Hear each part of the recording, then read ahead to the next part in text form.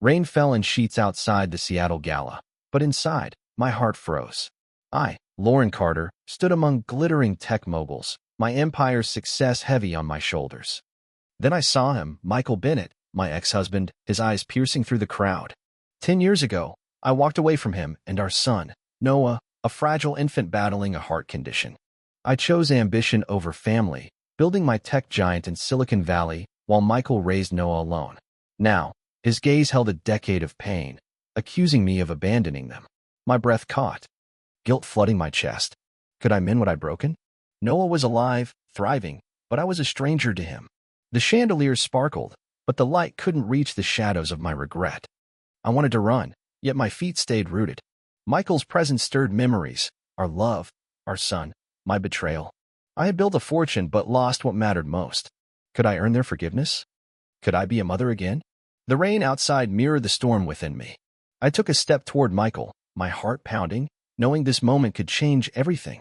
I had to try, for Noah, for us, for the family I'd left behind. I stood in the heart of Seattle, the city's skyline shimmering through the gala's floor-to-ceiling windows. Rain painted streaks across the glass, softening the glow of chandeliers. I, Lauren Carter, was no stranger to rooms like this.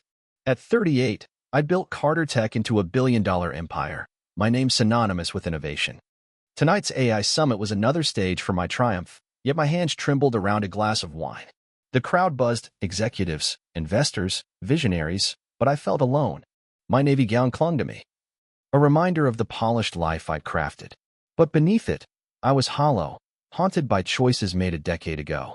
Then I heard his laugh, warm and familiar, cutting through the chatter. My heart stopped. Across the room, Michael Bennett stood, his dark hair flecked with silver, his suit impeccable. He was no longer the struggling engineer I'd left. He was a titan now, his AI startup. Bennett Solutions, rivaling my own. His eyes met mine, and the room seemed to shrink. 10 years dissolved, and I saw us in our tiny apartment, young and in love, cradling our sixth son, Noah. I'd walked away, chasing dreams of power, leaving Michael to face Noah's illness alone. The memory stung, sharp and raw. I forced a smile, nodding at a passing senator, but my mind was elsewhere. Michael's gaze held no warmth, only a quiet accusation. I wanted to approach him, to speak, but my feet felt glued to the floor. The gala's glamour faded. All I could see was the life I'd abandoned. Noah was 3 months old when I left, his tiny body fighting a heart condition. I told myself I was escaping a life of endless hospital bills, a life that would drown my ambitions. But now, seeing Michael, I felt the weight of my choice. I'd built an empire, but at what cost? I sipped my wine, the taste bitter. Michael was talking to a group, his confidence magnetic. He'd always had that spark, the ability to fix things, circuits, dreams, hearts. I remembered his hands, steady and sure, holding Noah through sleepless nights. I'd been too young, too scared to stay. At 28, I saw only my future slipping away. Harvard Business School, startup pitches, Silicon Valley, they called louder than Noah's cries. I left Michael a note, my engagement ring on the counter, and walked out. Now, here he was, a stranger who knew me too well. The gala's noise pressed in, but all I heard was my own heartbeat. I wanted to know about Noah. Was he okay? Did he hate me? Did Michael? The questions churned, each one a knife. I'd spent years burying them, focusing on boardrooms and deals. But tonight, they surged back, demanding answers. I took a deep breath, smoothing my gown. I had to face him. I had to face the past. The rain outside kept falling, a steady rhythm urging me forward. I stepped toward Michael, my heart a tangled knot of hope and fear. Knowing this moment could unravel everything I'd built, or rebuild what I'd lost. 10 years ago, I stood in our cramped Seattle apartment, the air heavy with the smell of antiseptic and worry. Noah, our 3-month-old son, lay in my arms, his breathing shallow, his tiny chest struggling. His heart condition, a rare defect, made every day a battle. Michael, in his worn engineer's jacket, sat beside me, his eyes red from sleepless nights. We were 28, barely holding on. The hospital bills piled up, and my dreams of starting a tech company felt like a cruel joke. I clutched my acceptance letter from Harvard Business School, my ticket out, and felt my heart split in two. Noah's cries pierced the silence, each one a reminder of my failure. I wasn't strong enough for this. Diapers, monitors, endless doctor visits. Michael tried to hold us together, working double shifts at a tech repair shop, but it wasn't enough. We'll figure it out. Lauren, he'd say, his voice steady despite the exhaustion. But I saw the truth in his eyes. Fear, desperation, love. I couldn't match it. My ambition burned brighter than my courage. I wanted more than this life of struggle, more than the weight of a sick child. One night, as Noah slept fitfully, I made my choice. The apartment was dark. The only light from a flickering street lamp outside. Michael was asleep on the couch, his hand resting on Noah's crib. I packed a single suitcase, my hands shaking. I wrote a note. I can't do this. I'm sorry. I left my engagement ring on the counter, its small diamond glinting like an accusation. I told myself Noah would be better without me, that Michael was stronger, that I'd only drag them down. I boarded a flight to Silicon Valley, my heart heavy but my resolve firm. I was chasing a future where I could be someone, not just a mother drowning in debt. In those early years, I threw myself into work. I built Carter Tech from nothing, coding late into the night, pitching to investors, climbing the ladder of success. Every milestone, a new contract. A magazine cover pushed the pain further down. But at night, alone, I'd see Noah's face, his tiny hands reaching for me. I'd wonder if he was still alive, if Michael hated me. I never called. Never wrote. I told myself it was for their sake, that my absence was a gift. But deep down, I knew I was running from guilt, from the family I betrayed. Now, standing in the Seattle gala, those memories flooded back. The rain outside tapped a rhythm, like the ticking of a clock I couldn't stop. I'd left them to build an empire, but what had I lost? Noah was just a baby when I walked away, his life hanging by a thread. Michael had carried that burden alone. The weight of my choice pressed against my chest, making it hard to breathe. I wanted to know if Noah was okay, if he'd grown strong, if he'd ever asked about me. The gala's lights dimmed, but the past burned bright. I had to face Michael, to ask about our son, to beg for a chance to make things right. I took another step, my heart pounding with the weight of 10 lost years. I crossed the gala floor, my heels clicking against polished wood, each step heavier than the last. Michael stood by a window, rain streaking the glass behind him. His eyes, once so warm, now held a cold edge. I stopped a few feet away, my throat tight. Michael, I said, my voice barely above a whisper. He turned, his face unreadable. Lauren, he replied, his tone flat, like he was greeting a stranger. The air between us crackled with unspoken pain. I wanted to say something, anything, to bridge the gap, but words felt inadequate against a decade of silence. You've done well, I said, gesturing to the gala. Bennett Solutions. It's impressive. His lips curved into a bitter smile. Funny how things change, isn't it? You got your empire, too. Billboards all over Seattle. His words cut, sharp and deliberate. I swallowed, my hands twisting the stem of my wine glass. Michael, I'm sorry. The apology felt small, a pebble in the ocean of my regret. His eyes narrowed, and he stepped closer, lowering his voice. Sorry? For what, Lauren? Leaving us. Leaving Noah when he was fighting to breathe. I flinched, the truth stinging. I was young, Michael. Scared. I didn't know how to handle it. He shook his head, his voice low but fierce. You didn't try. You walked away. I begged you to stay, and you left us with nothing but a note. The memory hit me hard, Michael's tear-streaked face, Noah's cries echoing in that tiny apartment. I'd told myself I was saving them from my weakness, but now, facing him, I saw the wreckage I'd caused. I thought you'd be better without me. I whispered. He laughed, a sound without joy. Better? I sold everything I owned to pay for Noah's treatments. I spent nights wondering if he'd make it to morning. The gala's noise faded, the clink of glasses and laughter distant. All I saw was Michael, his pain raw and real. Is Noah okay? I asked, my voice breaking. His jaw tightened. He's alive. Thriving. No thanks to you. The words were a knife, but I deserved them. I took a shaky breath. Can I see him? Please. Michael's eyes searched mine, weighing my sincerity. You don't get to waltz back in, Lauren. He doesn't know you. I made sure of that. His words crushed me, but I pressed on. I want to make this right. I need to. He stepped back, his face a mask of control. 5 minutes, he said finally. Outside. I nodded, my heart racing as I followed him to the terrace. The rain had slowed, leaving a damp chill in the air. Michael leaned against the railing, his shoulders tense. Why now? He asked. Because you've got your billions, and now you want to play mom? I shook my head, tears burning my eyes. Because I can't live with this guilt anymore. I need Noah. I need you. He looked away, the city lights reflecting in his eyes. You broke us, Lauren. I don't know if that can be fixed. I stood there, the weight of his words settling over me. Knowing I had to prove I'd changed for Noah, for the family I'd lost. On the terrace, the Seattle night was cool, the air thick with the scent of rain. Michael's words still echoed my abandonment. His pain. But I needed to know about Noah. Tell me about him, I said, my voice steady despite the ache in my chest. Michael sighed, his gaze fixed on the city below. Noah's 10 now, he said. Smart as a whip. Wants to be a scientist, always tinkering with circuits like I used to. A small smile touched his lips, softening his face. He's healthy, Lauren. The treatments worked. After years of hell, he's my world. My heart swelled and broke at once. My son, alive, thriving, without me. I leaned against the railing, the cold metal grounding me. What's he like? I asked. Hungry for every detail. Michael's eyes softened further. He's curious, always asking questions.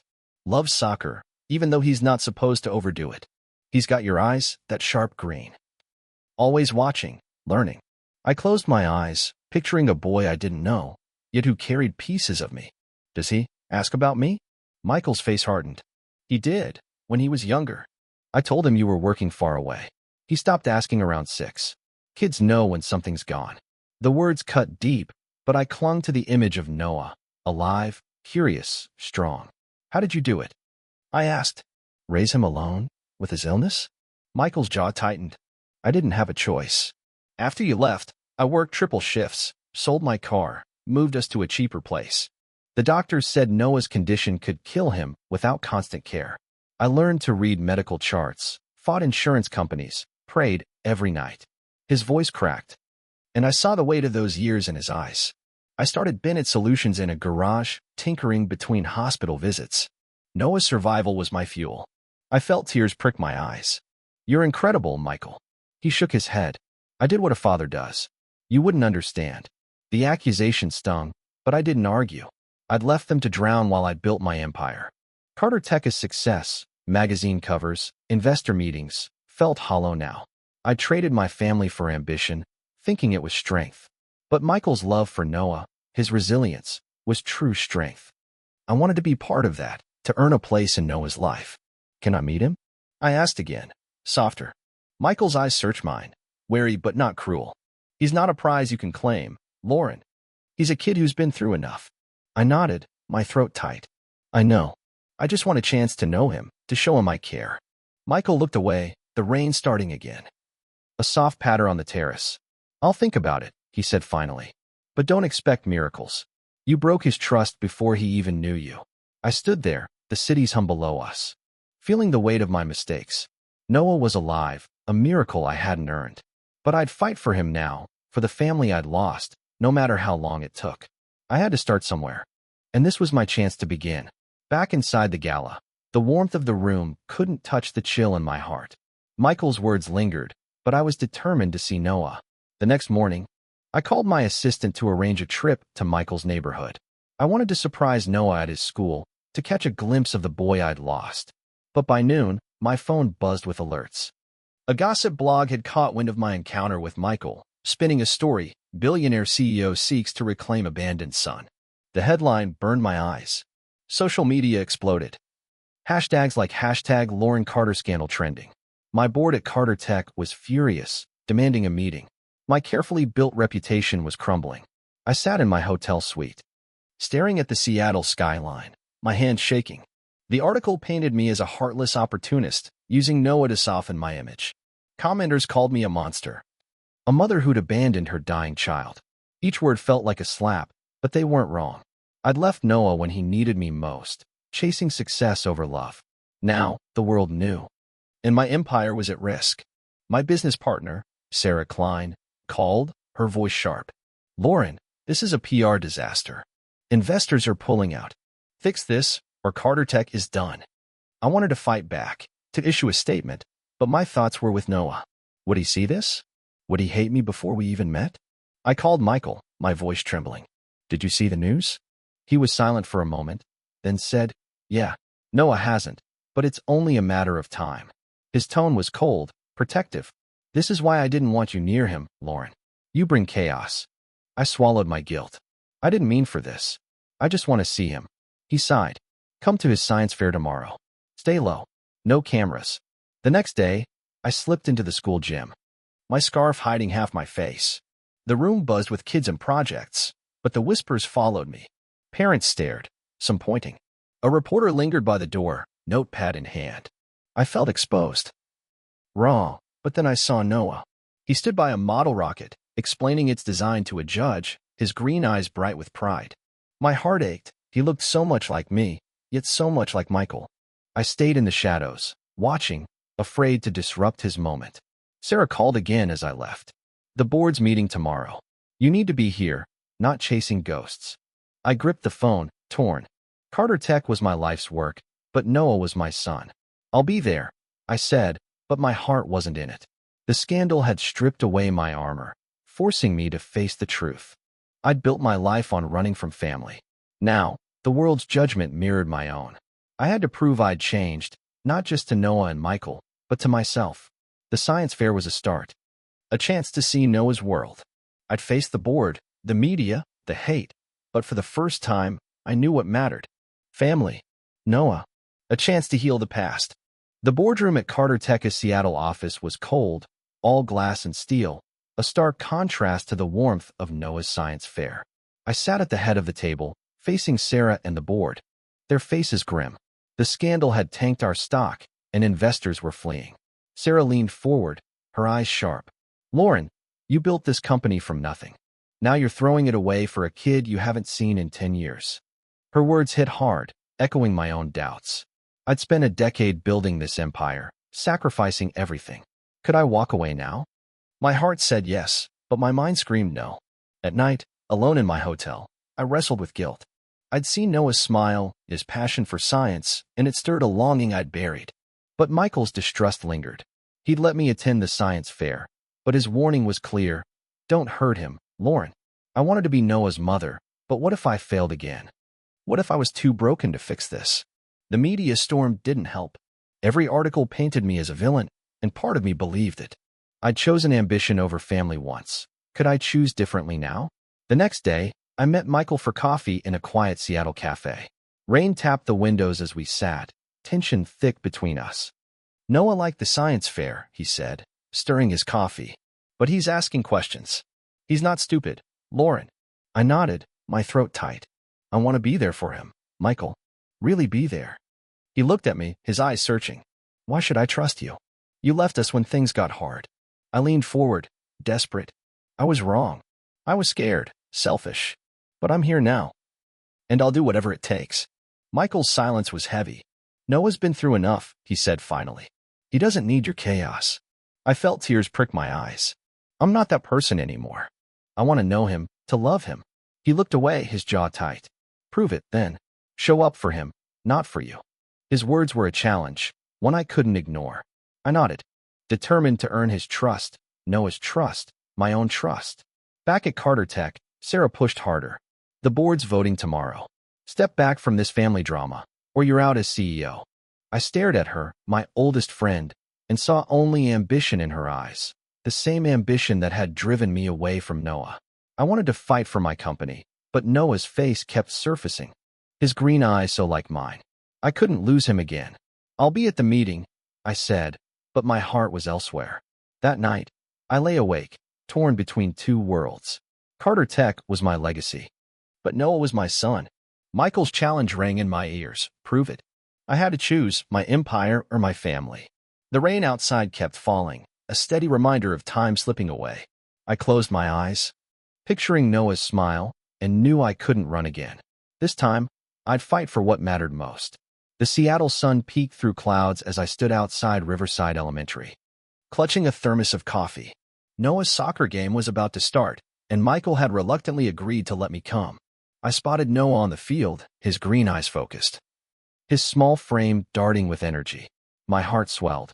He was so alive, so different from the fragile baby I'd left. I stayed on the sidelines, trying to blend in with other parents. But my nerves betrayed me. Would Noah notice me? Would he care? Michael stood nearby, his arms crossed, watching me as much as the game. Noah scored a goal, and the crowd cheered. I clapped, my hands aching, tears pricking my eyes. He was incredible, full of life. After the game, Michael nodded me over. "Noah, this is Lauren," he said, his voice careful. Noah looked up, curious. His face flushed from running. "Hi," he said simply. "You like soccer?" I nodded, my voice catching. "Love it. You're really good." He grinned, shy but proud. "Thanks. Want to see my science project later?" My heart leaped. "I'd love to," I said, glancing at Michael, who gave a small nod. At the science fair the next week, I watched Noah present his solar-powered robot. His hands moved confidently, explaining circuits with a spark that reminded me of Michael. I asked questions, and he lit up, explaining his design.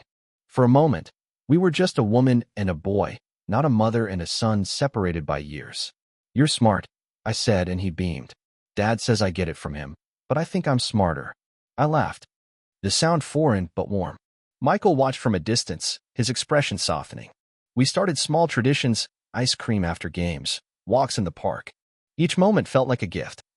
Fragile but precious. Noah told me about his dreams, his love for stars, his pet fish, Bubbles. I listened, memorizing every word, every laugh. But Michael's caution lingered. "He's getting attached." He warned one evening, as we sat on a park bench. "Don't break his heart." I nodded, my chest tight. "I won't. I promise." But doubt gnawed at me. Could I be the mother Noah deserved? I'd failed him once. The media still hounded me, cameras flashing at school events. I shielded Noah, keeping him away from the spotlight. Sarah called daily, her voice colder each time. "The board's losing patience, Lauren. Choose." I hung up, my focus on Noah. One rainy afternoon, he showed me his telescope, pointing out constellations. "This is Orion," he said, his voice bright. "Want to look?" I peered through, the stars blurring with my tears. This was the life I'd missed, small moments, big love. I wanted to stay, to be his mom, but the world kept pulling. Carter Tech's future hung in the balance, and Michael's trust was still fragile. I had to prove I was here for good, not just for now. As Noah chattered about planets, I felt a shift. This was my place, muddy sidelines and all. I'd fight for it, for him, for us, no matter what came next. The Seattle sky was gray as I sat in my office, the city's hum muffled by glass walls. Carter Tech was under siege. A rival company, TechTrend, had launched a hostile takeover bid, exploiting the scandal around my return to Noah's life. They'd leaked internal emails, painting me as distracted, unfit to lead. My stock plummeted, and the board was in chaos. Sarah stormed in, her face tight. "Lauren, this is your fault. You're chasing a kid while our company burns." Her words stung, but I saw Noah's face, his smile at the science fair, his trust growing. I couldn't turn back now, not even for Carter Tech. I called Michael, my voice shaky. "TechTrend's coming for my company. It's bad." He was quiet, then said, "Focus on Noah. He needs you more than your board does." His words grounded me, but the pressure was crushing. That night, I pored over financials, trying to save my empire. But my thoughts drifted to Noah's soccer game, his laughter. I'd built Carter Tech to escape my past, but it felt hollow without family. I needed to choose, and fast. The takeover bid was gaining traction, and Sarah warned me the board might vote me out. The next day, I slipped into Noah's school for a parent-teacher conference. The media had quieted, but whispers followed me. Noah's teacher praised his brilliance, but warned his health needed monitoring. My heart sank. His condition wasn't gone. I glanced at Michael, his face tense, and felt the weight of my absence. I'd left him to handle this alone. After, we walked to a cafe, Noah skipping ahead. "I'm not going anywhere," I told Michael. He nodded. But his eyes were wary. "You say that, Lauren. But your company's falling apart. What happens when you have to choose?" That night, TechTrend escalated. They released a doctored video, implying I'd neglected Noah for profit. The internet erupted, calling me a fraud. My phone buzzed with Sarah's ultimatum. "Board meeting tomorrow. Be there, or you're done." I stared at Noah's drawing on my desk, a rocket he'd sketched for me. My empire was crumbling, but his smile was worth more than any deal. I called Michael. "I'm coming to Noah's game tomorrow. I need to be there." He hesitated, then said, Okay, but this mess follows you, Lauren. Keep it away from him. At the game, I cheered as Noah ran, his energy infectious. But my phone kept buzzing. Sarah, investors, threats. I silenced it, focusing on Noah. He waved at me, and for a moment, I felt whole. But back at the hotel, reality hit. Tech Trend's bid was nearly unstoppable. Sarah's email was blunt. Step down, or we lose everything. I stared at the Seattle skyline, torn. Carter Tech was my life's work, but Noah was my heart. I'd left him once for ambition. I couldn't do it again. I drafted a statement, my hands shaking. I'd fight the takeover, but not at Noah's expense. Tomorrow, I'd face the board, but tonight, I'd be at Noah's side, proving I'd changed. That family came first, no matter the cost. The school auditorium was packed, the air buzzing with excitement for Noah's science presentation. I sat in the back, my heart full, watching him adjust his model rocket. Michael sat beside me, his presence steady but guarded. Noah's voice rang clear, explaining orbits with confidence. I smiled, proud, but then he faltered, clutching his chest. The room blurred as he collapsed, his small body crumpling. I was on my feet, running, Michael ahead of me. Noah, I screamed, my voice raw. Parents gasped, teachers rushed to help. Michael knelt beside him, checking his pulse, his face pale. Call 911, he barked, and I fumbled for my phone, tears blinding me. At the hospital, the pediatric wing's sterile smell brought back memories of Noah's infancy. Dr. Patel, his cardiologist, met us, her face grim. His heart conditions flared up, she said. We're running tests. Michael gripped my hand, his fear mirroring mine. We sat by Noah's bed, his small frame hooked to monitors, his breathing shallow. I felt helpless, the same fear I'd run from 10 years ago. But this time, I stayed. I held Noah's hand, whispering, I'm here, sweetheart. Michael's eyes met mine, a mix of pain and gratitude. Noah stirred, his green eyes opening. Mom, he whispered. My heart stopped. He knew. How long have you known? I asked, my voice trembling. He smiled weakly. A while. You look like me. And Dad's happier when you're here. Tears streamed down my face. Michael's jaw tightened, but he didn't look away. Why didn't you tell me? I asked. Noah's voice was soft. I was scared you'd leave again. The words broke me. I'd abandoned him. And he'd carried that fear alone. I'm not going anywhere, I said, squeezing his hand. Never again. Michael spoke, his voice rough. He's right, Lauren. You being here, it changes things. I nodded, tears falling. I know I hurt you both. I'm so sorry. Noah reached for Michael's hand, too, linking us. I want you both here, he said, his voice firm despite his weakness. Dr. Patel returned, her expression softer. He's stable, but he'll need surgery soon. I felt the world tilt, but Noah's grip kept me grounded. We'll get through this, I said, looking at Michael. He nodded, a flicker of trust in his eyes.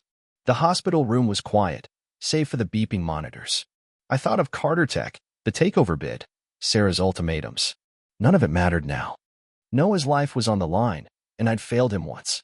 Not again. I stayed by his side, reading him stories, singing softly, as Michael took calls outside. When he returned, he looked at me differently, like he saw the woman I was trying to be. He needs us both, he said. I nodded, my resolve steel. The scandal, the company, the world could wait. Noah was my priority. My family. I'd prove it, not with words, but with every moment I stayed. The night stretched on, and I held Noah's hand, praying for his strength, for our chance to be whole again.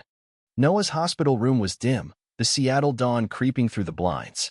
He slept, his breathing steady, but the fear of his surgery loomed. I sat by his bed, my laptop open, drafting a statement. Carter Tech's board was meeting today, and Sarah had made it clear, step down or lose everything. I looked at Noah, his small hand in mine, and knew my choice. I'd built an empire, but it meant nothing without him, without Michael. I typed my resignation, announcing I'd dissolve Carter Tech to focus on family. My hands shook, but my heart was sure. This was my redemption, my chance to right my wrongs. I sent the statement to the press, my phone buzzing instantly with reactions. Bloomberg called it career suicide, Forbes dubbed me unhinged. Sarah texted, furious, you're throwing away our work. I silenced my phone, focusing on Noah. Michael entered, his eyes tired but soft. You didn't have to do that, he said, glancing at my laptop. Yes, I did, I replied. I left you both once. Not again. He sat beside me, our shoulders touching, a quiet understanding passing between us. For the first time, I felt like we were a team, not enemies. Noah woke, his green eyes bright despite the IVs. Are you staying, Lauren? He asked. I smiled, brushing his hair back. Always, sweetheart. He grinned, looking at Michael. Dad. She's my mom, right? Michael nodded, his voice thick. Yeah, buddy. She's your mom. The words hit me like a wave, washing away years of guilt. Noah knew, and he wanted me here. I'd spent a decade running from that truth, but now it anchored me. Michael reached for my hand, his touch warm, familiar. You're different, he said. I hope so, I whispered. The surgery was scheduled for tomorrow, and we took turns staying with Noah. I read him stories about astronauts, his favorite, while Michael handled calls for Bennett Solutions. Between us, a fragile trust grew. I'd hurt him deeply, but he saw my effort, showing up for Noah, facing the media storm, sacrificing my company. That evening, we stood outside Noah's room, the hospital quiet. I never stopped loving you, I said, my voice breaking. Michael looked at me, his eyes searching. I loved you, too, Lauren. But it's not just about us now. I nodded. It's about Noah. I'll prove I'm here for him. The next day, I faced the press outside the hospital, cameras flashing. I'm stepping down to be with my family, I said, my voice steady.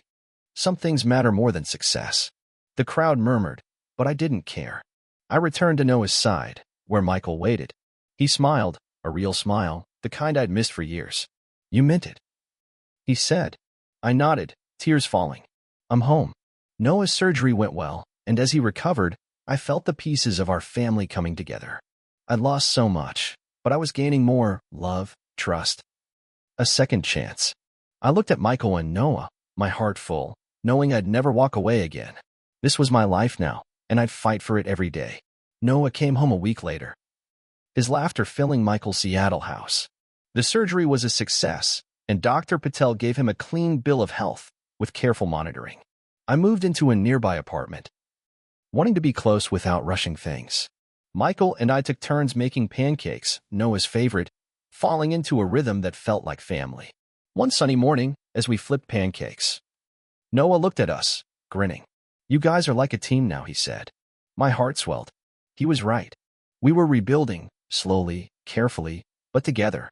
I'd given up Carter Tech, but I'd gained something priceless, my son, my love, my home. One evening, Michael and I sat on his porch, stars bright above.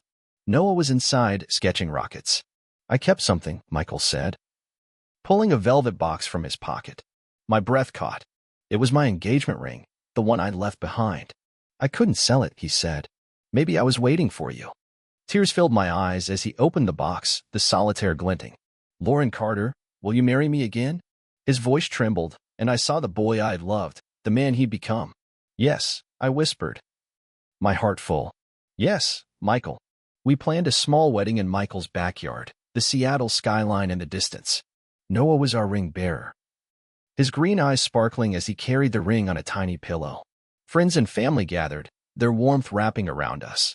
I wore a simple dress, nothing like the gala gowns of my past. Michael's vows were quiet but strong.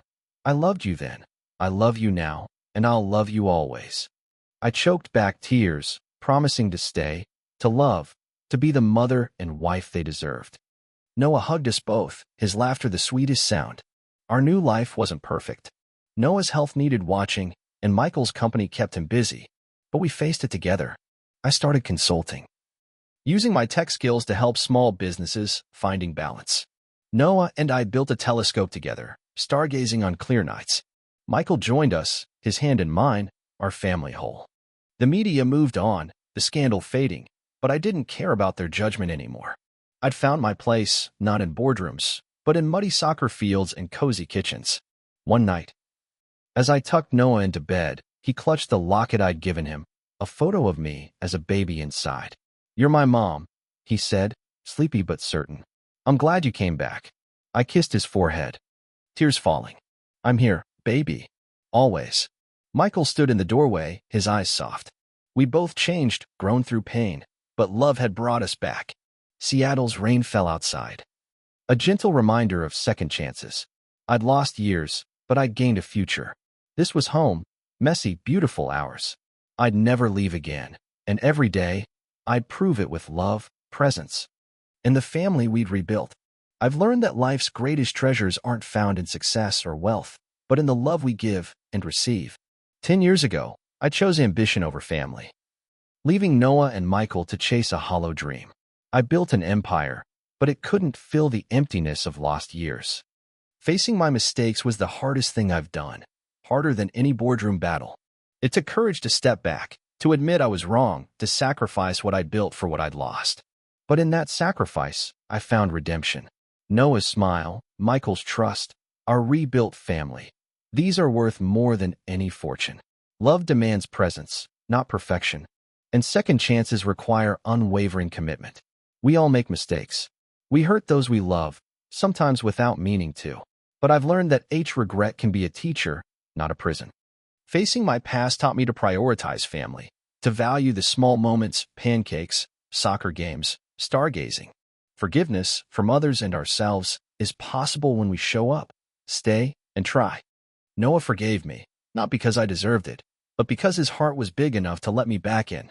That's the power of love. It heals, it rebuilds, it gives us another chance to get it right. If you're carrying regrets, if you've drifted from someone you love, don't wait. Reach out. Take the first step, even if it's small.